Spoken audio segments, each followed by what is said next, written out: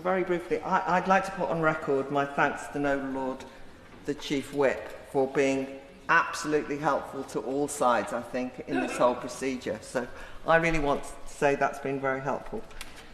Just following on from the Noble Lord, Lord Moore, I wanted to say that in my various public events that I've done recently, in the last week, I've been told by members of the public, oh, I see that the bill is going to invoke the Parliament Act, and so what's the point?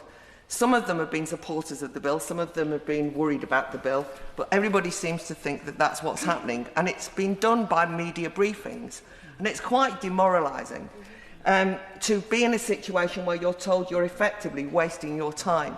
In answer to the Noble Lord, Lord Blunkett, I'd just like to say that in preparing for today, worrying about getting the wording right on the amendments I want to speak on, that I have read this bill a number of times, understatement, and have tried to take seriously the role that we are given here in terms of scrutiny. I have not, where it's been impossible to speak and not know anything about it, I just haven't said anything. I've done, as has been suggested, listen. But this is not about an imagined bill. It's about the bill we have before us and gaps in it that some of us are worried about. What is not said, what will happen if those gaps aren't filled.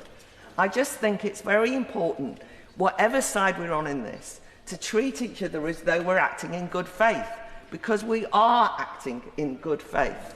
And what's discrediting to the House are media briefings suggesting that there's some cynical plot of outside forces, that somehow we're all influenced by hidden religious views, I think was one phrase that was used. Can I just point out,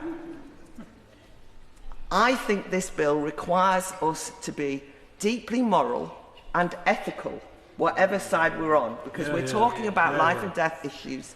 We're talking about a change in the constitution of the NHS and so on. I won't go on. But we have to assume that we are in good faith, because we are in good faith. It's nerve-wracking enough taking on an issue like this without then having the media basically being told by the media, as I was last night on Newsnight in The Gap, where they said, oh, well, you lot are just all being manipulated by forces. Anyway, I've finished. Can I just finish?